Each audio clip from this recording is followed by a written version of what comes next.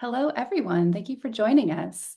My name is Maria Elting, and I serve as the Program Manager for the Sitka Center for Art and Ecology. It is a joy to welcome you to tonight's resident talk. Sitka is located at Cascade Head on the north central Oregon coast and resides on the unceded traditional lands of the Indigenous people now represented by the Confederated Tribes of Grand Ronde and the Confederated Tribes of Siletz Indians. There is much to learn. Just one step we can take, especially when planning a visit to Sitka or the coast, is to visit the Grand Ronde T'Challa Museum and Cultural Center. And now it is my pleasure to introduce the first of tonight's residents, Briana Miyoko Stanley. Briana Miyoko Stanley is a California-based visual artist who specializes in suspended drawing installations. Her art practice is rooted in the study of ecology and natural disasters. Briana earned her MFA in Drawing and Painting from California State University, Long Beach, and a BA in Art from Westmount College. She is currently an assistant professor of art at Palomar College. Welcome to Sitka, Briana. Thank you. And thank you so much just to everyone on the Sitka team. I'm really looking forward to hearing from the fellow residents as well, and for everyone that's watching as well. So, as Maria shared, I primarily create suspended drawing installations, and this work really kind of originated more out of concept building. So, in places that I previously lived, there were natural disasters that are happening over a couple of year period. And I found myself going back to visit these sites and conducting research through interviews with people and taking photos and drawings and basically just kind of documenting this healing process after these natural disasters. There are two of the main significant events. One was a earthquake in Kaikoura, New Zealand, and then another was the Thomas Fire in Santa Barbara, California. And because of the grand scale of these works or these disasters that happened, I found that the work itself felt like it had to also expand and be quite large as well. And with that, I was thinking about the fragility of these landscapes, thinking about how they're broken, but then through the years, also how they're healing and being brought back together. So I found myself exploring a lot of different materials with my practice, even though my MFA is in drawing and painting, there's a lot more of installation, kind of like sculptural and taking up space exploration in these two. So this is one of the pieces that I did out of the research with Kaikoura, New Zealand. And then some of the other work, also thinking about from that was kind of the slippage of the landscape. So also thinking about these kind of like breaks in pre-existing ecosystems and how when land like falls and how gravity takes effect. And then of course thinking about how the infrastructure and the people are impacted by that. So in creating these works, they're not in a literal sense, they're not looking to relive an experience, but more as kind of a meditative practice of thinking about the resilience of people and the places that they were. And with that, I found Sitka and the opportunity to go and do this residency as this really great continuation of the study of place and also use of site-specific material. So in some of my pieces, like in this one on the right, I was using debris or ash that I was finding on site after the Thomas Fire and using that into the work as well too. So different parts of my practice with like suturing different paper together or leaving different pigments to kind of almost like steep like tea and evaporate and leave their mark are different things that I still see happening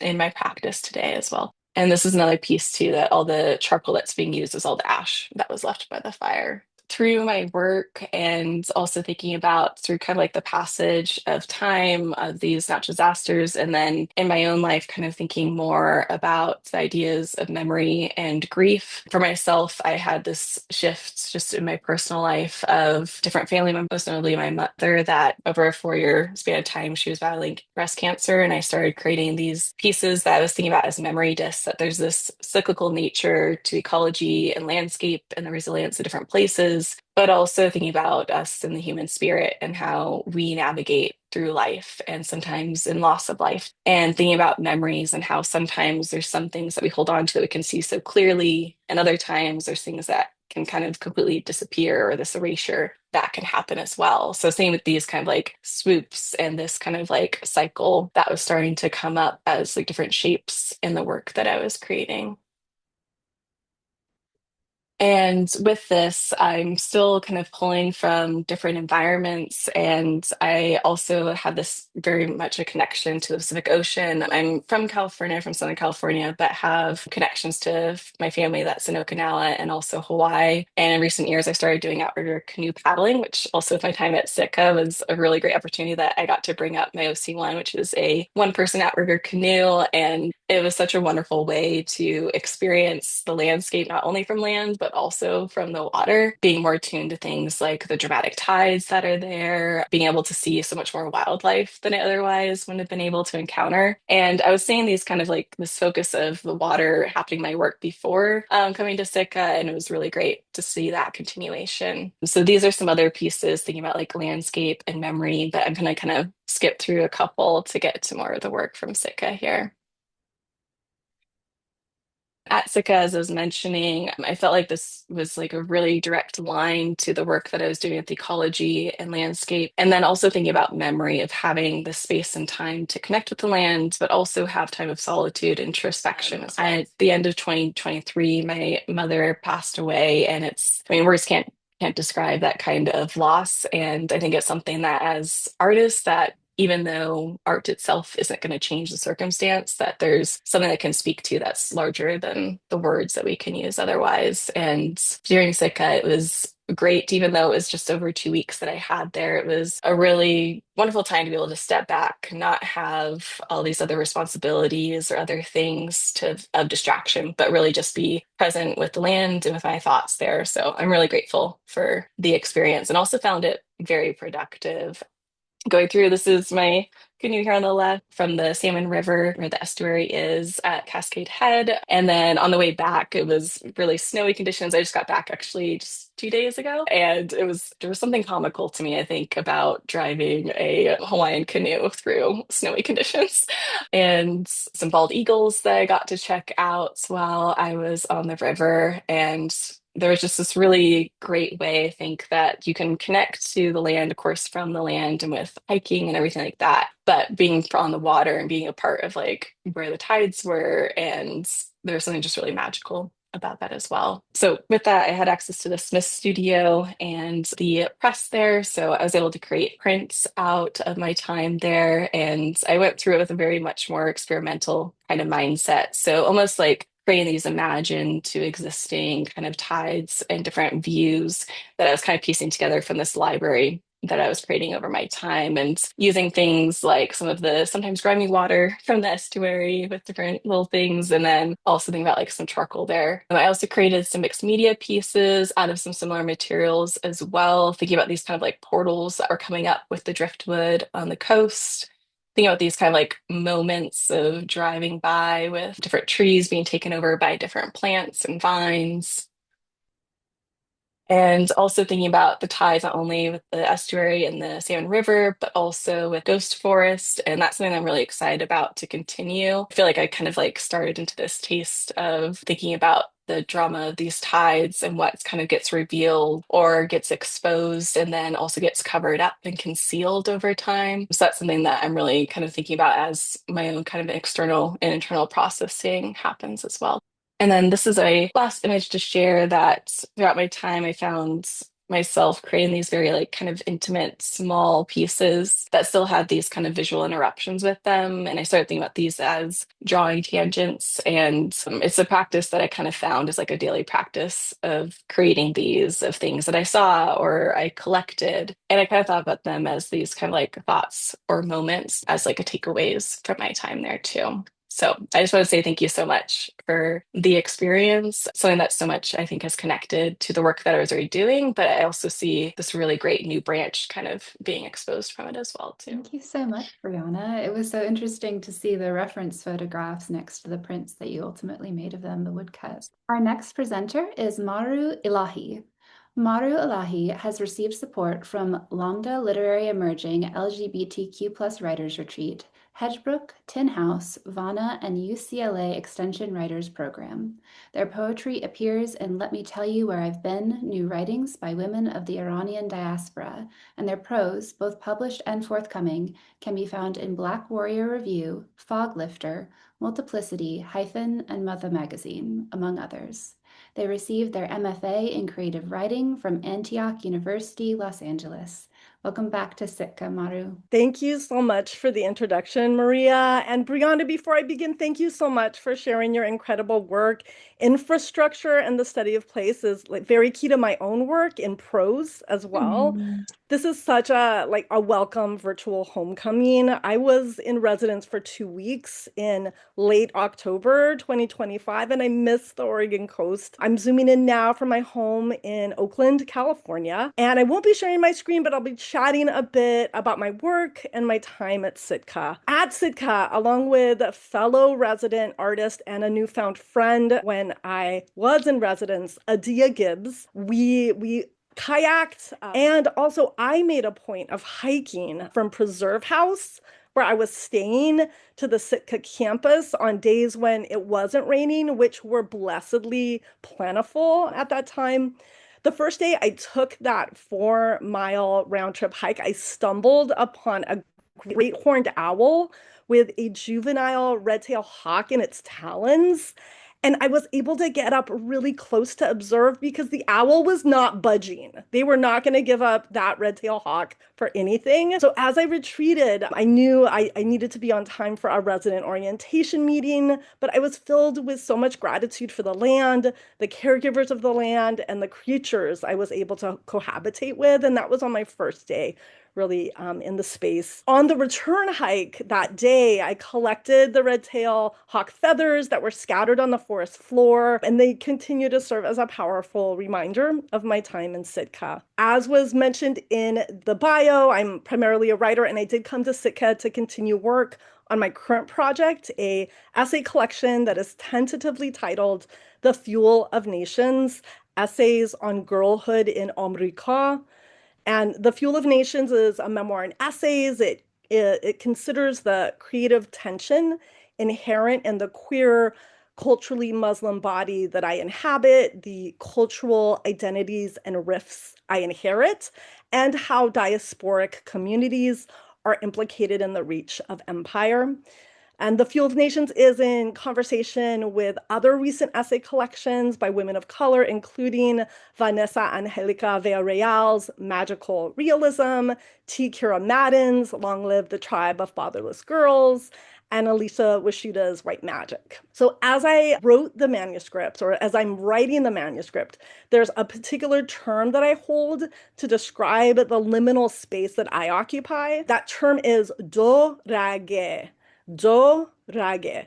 In Farsi, it's one of the less pejorative terms to describe multiracial Iranians, and it's one that I actively embrace. In English, the literal translation is two-blooded, and my duality is rooted in the fraught political history between the United States, Iran, and West Asia writ large, and was exacerbated by the divorce of my parents, Baba, my father, and Mom, a blue-eyed white American.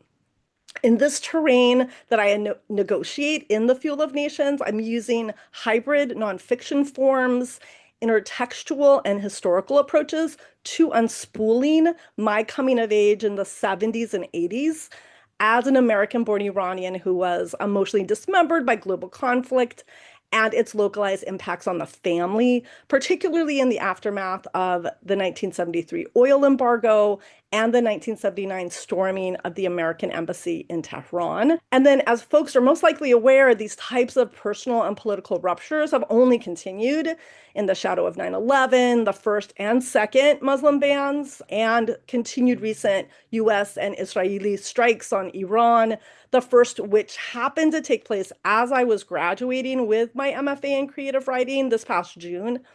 So at Sitka, I hold all this, and at Sitka, I was able to draft 3 new essays that are intended for the collection that explore my family's genesis and the particular flavor of diaspora we still engage in. I'm going to read a short excerpt from one of those essays, and all you need to know is that ame means paternal aunt in Farsi, and amu means paternal uncle. And the essay is entitled Bridging the Span. Part 1, Sounding. We arrived screaming. dark hair, a slick cap covering both our heads. Our lungs cleared of mucus, we drew our first breaths on the same day, 21 years apart. Ame was born in Tehran in 1947. The youngest of five, there is a 12-year difference between Ame and my father, whom I call Baba. She remembers Baba as one often does the eldest sibling in a diasporic family, with a degree of veneration cloaked in the nimbus of firsts. In 1954, Baba was the first to travel to America. He was the first to gain citizenship, the first to marry a redhead from California, no less, the first to have a child in America. I am that first child, the one that shares her birthday, the one who will ask Ame to recount memories of girlhood. I talk to Ame even more that I cannot talk to Baba.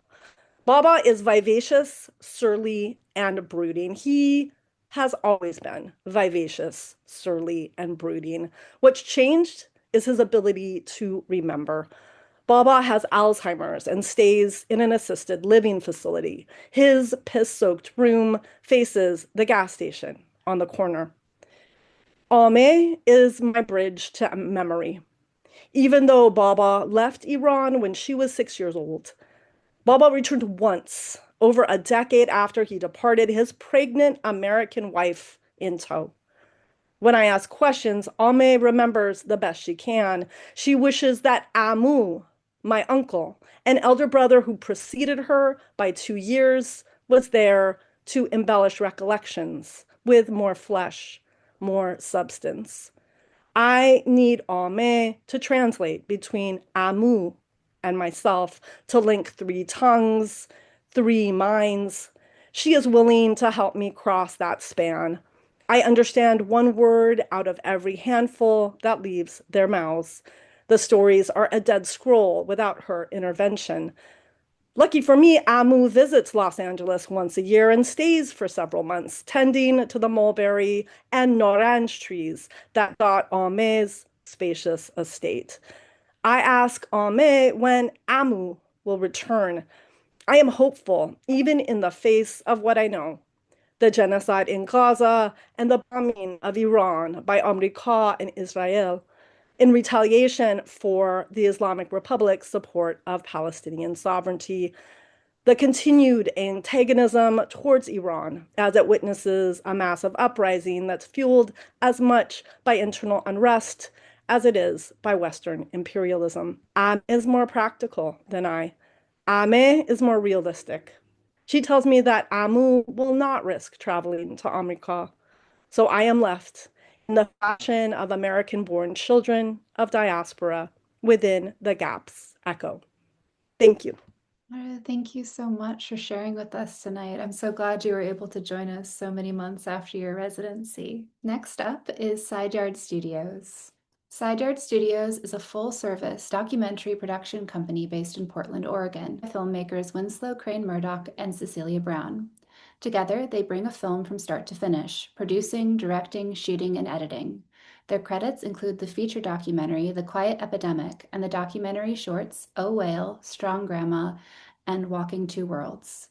Their work has appeared on HBO, The New Yorker, Time Magazine, Outside TV, and the San Francisco MoMA.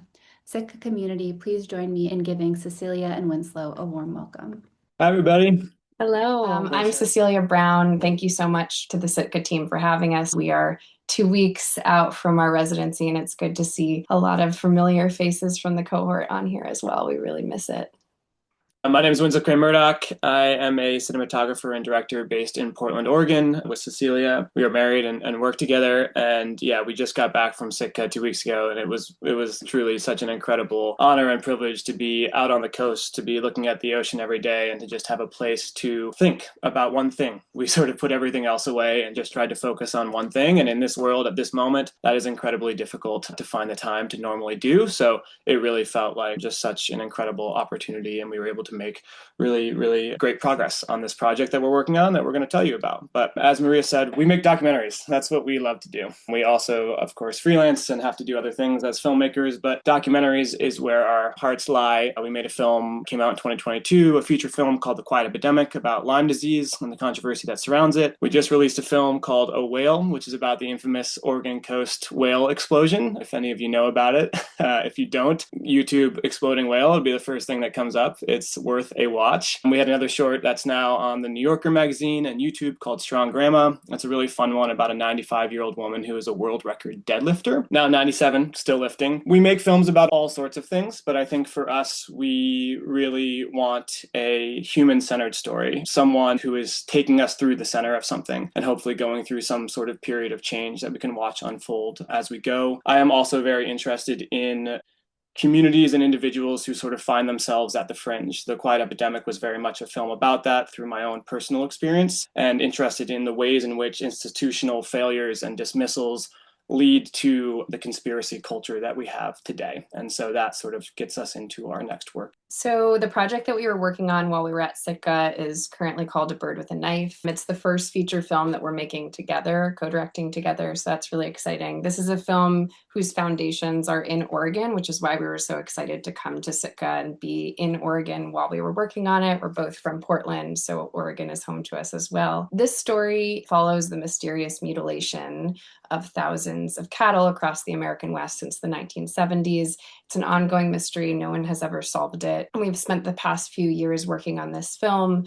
We follow an Oregon rancher, Oregon sheriff, and a veteran investigator all through the telling of this story. But for us, this film is really more than just about the mystery. We wanted to make this film much more artful than any true crime treatment of it would do. And so for us, this film is really about why we believe what we believe and the stories that we tell ourselves in the absence of truth when we can't find certainty or answers. So this filming process for us started out in the small town of Fossil, Oregon, which is in central Oregon near the John Day fossil beds. Fossil is a very small community, about 400 people. It's mainly a ranching community. We found our way there because in Oregon in the past, now maybe 8 years, there have been about 25 of these cases, these cattle mutilation cases. It was news in Oregon. It was on OPB. It was in some of the local papers. And we started reading about it, and we called up this local sheriff there who had been a rancher for 35 years. And he said, I've seen thousands of dead cows and I've never seen anything like this. Come on out and I'll show you around. And so that's how this began. Our very first filming in the community was at this, you see on the bottom right here. It was a community meeting where all of the ranching associations from the sort of surrounding area got together to talk about what was going on. And there we met Dave Hunt, who's in the top right. He's the rancher that we've been filming with. He's had 2 of them happen on his property that are very, very strange, and they both sort of welcomed us in. What's interesting is that this has been happening since the 70s, and what's happening in Oregon right now is very much a repeat of the history that's happened in the past. And so the sheriff thinks that it has to be human-caused. He thinks that it could be potentially cults, and the rancher thinks that it's aliens. And so there is this interesting sort of look at the way in which belief systems are formed, and then the ways in which those belief systems repeat themselves year after year after year after year. The bulk of the film is sort of like through the backbone of our main character, David Perkins, who you see here. David, who is also goes by Izzy Zane, is his nickname. He is a lifelong investigator who has been looking into this mystery for 50 years. He has an interesting backstory. He studied at Yale, was roommates with George W. Bush, and joined the counterculture and actually landed at one of the longest standing communes in the United States, this place called Libre in Colorado. And that's where he came across his first cattle mutilation at the bottom of the hill that he lived on. Everyone thought it was the commune, and he wanted to figure it out. So he began investigating it, thinking that this would be a couple of year journey, and it turned out to be his lifelong work. He went through every single possible theory over the course of his lifetime as he was looking into this, and never figured it out. A couple of years after we began filming with him, he passed away pretty suddenly from a really aggressive form of lung cancer. And we're going to talk a little bit more about how that's shaped the form of this story. Basically, his investigation will sort of allow us to tell the story of this mystery. These are our alien friends. Back in the 70s, four main theories emerged, and they were cults. It was sort of a precursor to satanic panic, which took over the 1980s. The government, because a lot of these cows were found near nuclear testing facilities, and people thought that it was either environmental testing or potentially some sort of biowarfare program. Aliens, this is where the iconography of a cow being beamed up by an alien comes from. And then the last one was that it was just birds, and that all of these ranchers essentially were making this up. And then the media was fueling the suspicions of these mutilations, and it was sort of spreading, and it had just become a myth that everyone was sort of finding their cows dead in these weird ways and deciding that they had been mutilated when in fact nothing was happening at all. In the 70s, it was, as Cecilia said, headline news. Eventually the FBI got called in, they investigated it, and they were like, it's birds, you guys are all crazy. The ranchers were like, you're the government, of course that is what you would say. And so you see the ways in which sort of the similar conspiracies that we have today, but also the ways in which like those conspiracies have their roots sort of in, the history of that time, and also the ways in which cattle mutilation has sort of fueled these things that we sort of all know, but might not know that cattle mutilation is sort of the basis of. And before we move on from this one, so this we filmed at the UFO Watchtower in southern Colorado. Winslow and I, as we figured out that a lot of this film would be about conspiracy and sort of how belief is born and why we believe what we believe, we began filming at some of these places that sort of are expressions of conspiracy. So we went to this famous UFO Watchtower, we went to a famous UFO festival, we filmed with sort of ex-government people who were responsible for spreading disinformation in this community. And so this is just an example of sort of some of the places that our filming took us. Yeah. David was a prolific writer, our main character. So we have a full archive of his writings. And then we also he had like 30,000 books. And so a lot of his books and the ways in which he's thought about this have formed the ways in which we're making the film. These are a few of his favorite quotes that he quotes while writing about cattle mutilations. It all depends on how we look at things and not how they are themselves. He was a huge fan of Carl Jung. And then Everything Possible to Be Believed is an Image of Truth by William Blake. So these are just a couple of snapshots of David's writing. So one thing that we're trying with this film is, because David has unfortunately passed away, with the permission of his widow, who granted us access to all of his archives and tons of his writings and logbooks and notes from this period of time in his life when he was doing this investigation, we're experimenting using AI to bring back his voice reading his writings. Winslow and I have been extremely skeptical about AI, but we're also curious about the ways that we can bring it in to our creative process in a way that feels transparent and authentic and ethically sound. So with his widow's permission, we're using a program to essentially, I won't say more because we have a clip that's going to show it, but essentially like recreate his voice reading his writings. And before we get to the clip, we just wanted to give a quick ode to Sitka. This, Winslow talked about it a bit at the beginning, but we really couldn't have gotten as far as we did in this process, this edit process that we were doing at Sitka, without having the space, the isolation, the quiet to work on it. So, walking the preserve every day to kind of think through some of the challenges we were encountering and that kind of thing was just so tremendously helpful.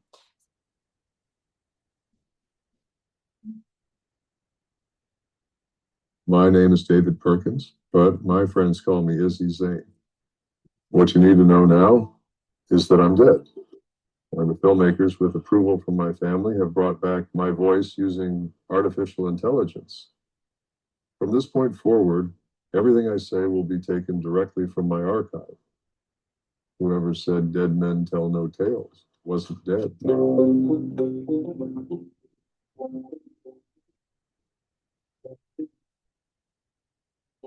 There's an ancient parable that goes something like this. 3 blindfolded men come across an elephant for the first time. One man feels its trunk and says the beast is like a snake. The other its tusk and compares it to a spear. The third feels a leg and calls it a tree.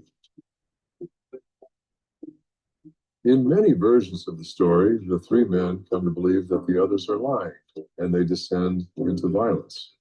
But in a few versions, they listen and come to learn they each had only part of the story, that the truth was something larger than they individually could comprehend. I've spent the past 50 years investigating a mystery of my own, and I have done my best to try and see it from all sides. I'm constantly amazed that serious, reasonably intelligent researchers can look at the same evidence and come away with totally different conclusions. That should be a clue as to the nature of the phenomenon and an indication of why it has been so devilishly difficult to decipher. As Carl Jung said, it all depends on how we look at things and not how they are themselves. So hang on to your hats, cow persons. This is one wild ride. Thank you so much, everyone. Thank you, guys. I have been looking forward to A Bird with a Knife since I read about it in your application to Sitka. So exciting to see a little sneak peek. Next, we have Megita Denton. Indigenous French intermediate artist Megita Denton hails from Texas and spent many years embedded in the Pacific Northwest region and cultures. Born on her grandmother's couch in Galveston, Texas in 1979, Denton has been living and creating unconventionally ever since. Her intermediate practice is grounded in the land, motivated by connection, and envisioned for positive social impact.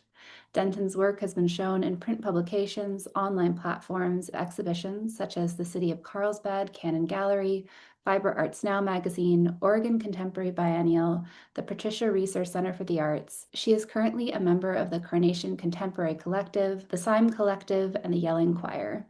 Megita, over to you. Etioplee, bonjour. Hi, everyone. It's so nice to see some familiar faces. I'm gonna start my timer, and then I'm also going to echo what these amazing filmmakers said about Sitka and, my time spent there. It's rare that we as artists get supported in time-space continuums with studios and a landscape that really speaks to my art in particular, but the ability just to be and exist. And half the time us artists just don't take the time for ourselves. So I think it's really, really important. So thank you so much. I was so proud and happy to be in community with you guys at Sitka and then everyone else that I met through there. I feel like I have friends for life. So yes, thank you. I'm going to keep mine short. I really want to just speak to what I did at Sitka and then what I'm doing currently at the moment, as both of them are completely different. We did a ecology walk and tour through some of the Sitka property there, and as someone who works directly with land and doing sculptural forms and structures, I wanted to do something that was really based on the land, using what was there. I mean, there's so much material in the world. I feel like it's my job as an artist to utilize my skills and my intermediate practice to really repurpose, use detritus, and work with what is there. And I feel like I'm creative enough to do that. So I made a little portal and I used everything that was on the property. This is the back end of it. I pulled the stones up from the waterway. There was dead and down alder trees, and I used lichen and moss. And there was a round steel structure still left on the property that was hanging in the tree. And I pulled it down and just kind of used what was there. And it's totally materials that were found on site, and it's like a cozy little nook. And I thus far have been calling it Jake's Portal because I know that he spent so much time and passion in really restoring a lot of the land. And I wanted to do something in return for him. Like, he has a moment of respite, when he's out working, he can go and snuggle up in there and maybe have some lunch. So kind of keeping that circle of reciprocity in action. So that was really, really fun. That's a little side view of it. So I'm going to bounce now to what I've been working on as of late, which is totally different. So I'm from the desert, even though I'm thankfully, an Oregon resident, and I get to really partake in some of the most gorgeous landscapes and culture that this beautiful country has to offer. But my spirit and my heart still often bounces back to the desert. So with that, I've started these new works of photography and CNC cutting and leftover foam bits using Scaniverse, which is, 3D modeling realities, and polygram, really taking pictures putting that on a 3D scale, manipulating that, and then putting some sculptural forms to accompany them with a reimagining of what the world and what the desert could look like if all the resources were really abundant to us, and trying to play around with that. So new territory, but also just still having fun and playing around. I think as artists, we need to lean more into joy and finding joy with other artists and supporting each other. And there's so much power in being vulnerable enough to try something new and put yourself out there. I'm going to share another piece that I've been working on here. Actually, some of this wood was found at Sitka, and I've been, reworking it and reimagining what it could be, what it could look like. So this is another photograph here. It's manipulated landscapes of Tucson, Arizona, and many parts of Arizona where I spend the other half of my time, and glass and foam and wood, and putting those together to try to play with landscape and earth and bits and ways that I am really not used to. This really isn't my realm. I'm usually doing wooden sculptures and land-based work, which is beautiful and fine, but I think my time at Sitka really allowed me the opportunity to have that moment of rest and the ability to really explore what was going on in my mind and my heart. And so these are new works. It's photography, it's Scaniverse, it's 3D modeling, manipulation, and using detritus bits. Another work that I've been working on, and I'm showing these because these are totally different than what I usually make, and they are of the now. They're what I'm actually doing with my hands on. And, Sitka allowed me to kind of push through and try this. So that's the glass and detritus bits. It's another Scaniverse picture of the desert too as well. I've just brought you to my website because, the short amount of time to really speak to a human's life's work is really small, but I just wanted to share what I did at Sitka, what I'm doing now. And then also, if you're interested, please reach out. And because I do so many things as an intermediate artist, I can't just focus on one thing that I do. So there's a lot to take a gander at. It was so lovely being there, and thank you so much. And so lovely to be in community tonight with all you other amazing artists. So thank you. Thank you, Megita, for sharing with us tonight. Your practice is so multifaceted. So yes, you need much more than 10 minutes to even touch the surface. Our last speaker this evening is Braulio Sanchez. Braulio Alexis Sanchez is an artist born in El Paso, Texas. Currently, he is an NPS Scientists in Parks Fellow for the Chihuahuan Desert Network. He received his bachelor's in ecology and evolutionary biology, as well as a minor in studio drawing from the University of Texas at El Paso. His work revolves around using photography and illustration to understand insects. He uses his skills as a macro photographer to capture insects displaying various behaviors such as flight, predation, and pollination. The photographs are then used as references to create illustrations that focus on insect morphology. Welcome, Braulio. Hello everyone, I'm Braulio, and just like Megita, I'm also from the desert, and I'm going to talk a little bit about the work I do as a person that lives in the desert and some of the work that I did while I was at Sitka. So I want to start talking about my photography. I am from the Chihuahuan Desert. I was born and raised there. For the past 5 years, I've delved into macro photography and the world of insects. I started taking pictures with my phone during the pandemic as a way to pass time and feel connected with my father, who was a photojournalist. On the way to work, I still had to attend in person. I would walk a 30-minute walk from my house to work and would stop and see the bushes, the flowers, the trees, and all the little things that were flying around. And even though I was from the Chihuahuan Desert and I grew up there, everything at the smaller macro level looked the same to me until I started taking pictures of them. And I started to be like, oh, this is not a fly, this is actually a bee. Or this is not a bee, this is actually a wasp. And I didn't know we had the smallest butterfly in the world is from the Chihuahuan Desert. And I just kept finding more and more stuff. So I took pictures with my phone for 2 years. And after my father passed away, I inherited his professional cameras and started taking pictures with his camera to feel even more close to him. So I want to show a little bit of the work that I've done with the cameras left behind with him. This is actually the first a picture that I took with his camera. And it's one of my favorite pictures that I've ever taken. It's a male carpenter bee.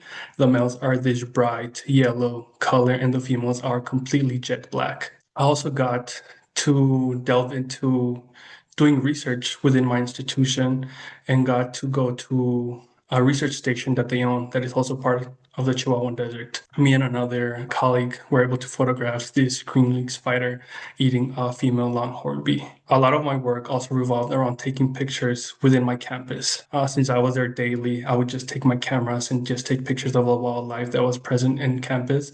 It amazed me how biodiverse just that little part of land that was just my university campus was like full, like with life. This picture was taken there of marine blue butterflies mating on an agave plant. And within my photography journey, I was able to like just capture these amazing behaviors. I had never seen ants like move their young from like their nest to another place. And this was also taken at the research station that is owned by UTEP. I got to see cactus chimney bees emerge from the ground.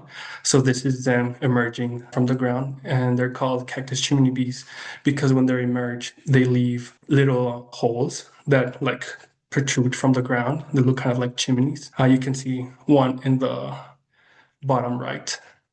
I really like microphotography, and this is like what I mostly focus on. But thanks to being a student in ecology, I got to meet other people that like love reptiles, love birds, love mammals. And that made me expand my photographic work from just taking pictures of insects to taking pictures of all the animals of the Chihuahuan Desert. So here you can see the iconic Western diamondback rattlesnake. This is an eastern colored lizard, which is a predatory piece of lizard which eats other lizards. This is an American kestrel that was found in my university campus, and it was so close to me. That's why I was able to take this picture up so close. I was able to take this picture of a white-tailed kite capturing its meal for the day, which was an amazing moment for me. I did not even notice it caught the mouse until after I was looking at the pictures. So yeah, this leads me into the photographs that I took in Sitka. I took the time to go as often as I could to kayak to the estuary and take the pictures of all the animals that I could see. I got to see my first bald eagle ever. That made me very happy. I saw a couple of them, which was very amazing for me. And it was just a very special experience. Here's another one, resting on a tree. It surprised me that in Oregon, there's red-tailed hawks. For some reason, I kind of thought they were like restricted to where I lived, and it just made me very happy. I'm like, is that a red-tailed hawk? And I just kept taking pictures of them. I'm like, oh, there's so many red-tailed hawks here. And just an interesting thing is that not all red-tailed hawks have red tails. This is a red-tailed hawk with a light morph with a white tail. It was just really amazing to see like the diversity in morphs within the red-tailed hawk as well. I got to see a great blue heron, and it was just so special because it was so close to me. It was as curious of me as I was of it. It just flew right in front of me, and that's how I was able to take this picture of the great blue heron. I also got to see the seals. They were so cute. I was kayaking and I saw a little head pop out, and I'm like, what is that? And then it went back in, and I'm like, and then it got closer and it was just kind of like snooping. And I was like, hi. And it was around sunset, so the water just looks orange. And I thought, this is one of my favorite pictures that I took at Sitka. Also got to see the otters. This little fella was diving into the estuary and the river and coming back up, which I'm assuming he was foraging for some kind of mollusk. I couldn't see what it was doing, but it was chewing. It was doing a chewing motion, and I thought it was so cute and adorable. So besides being an artist and trying to get my photographs into galleries and exhibitions and museums, what do I do with my observations? I like to upload them to an app and website called iNaturalist, which enables people from all around the world to take pictures of plants, fungi, animals, and every living organism that you can find and upload them so other people can know what they can see in certain places. And it helps the community of scientists also use this information. Here you can see where I've taken pictures throughout the United States, and here is Oregon. thanks to Sitka that allowed me to have this residency with them. I would encourage everyone who's looking at this talk to download this app and just take pictures of stuff. It helps you keep track of what time you saw it, what season you saw it, what you saw. And it also enables other people, maybe you don't know what it is, and other people take the time to see like, oh, I know what this is, and they'll tell you what it is. Another thing that I do is illustrations. I focus heavily on using the photographs that I have taken pictures and turn them into illustrations. Recently, and for the past 2 years, have focused heavily on dragonflies. I am very intrigued about their morphology and their intricate wing venation. So here are some pictures that I took of dragonflies that I have seen. And these are the illustrations that I have made out of those reference pictures. I have worked primarily in black and white for the past 2 years, doing my dragonfly drawings. Here you can see more dragonfly drawings. They're all part of like the Chihuahuan Desert region, which sounds a bit weird that you would have this much diversity of dragonflies in a desert since they need water to complete their life cycle. In Sitka, I decided I wanted to use color and started a series of illustrations in which I will use color to just help better illustrate like what I see.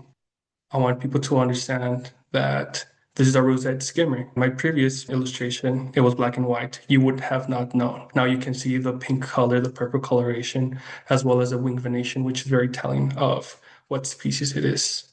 And with that, I want to say thank you to Sitka for allowing me to enjoy the sunsets in the Pacific coast and just meet new people from different backgrounds, which was amazing. Thank you so much. We do have a question for you. Someone is asking about the medium for your drawings. Is it pencil? It is ink, color ink and black ink. Wonderful. Thank you so much, Braulio, for sharing with us. And thank you again, Briana, Mahru, Cecilia, Winslow, and Megita for taking us inside your practices this evening. Thank you, Sitka community, for tuning in. We look forward to seeing you all for our next resident talk. Good night, everybody.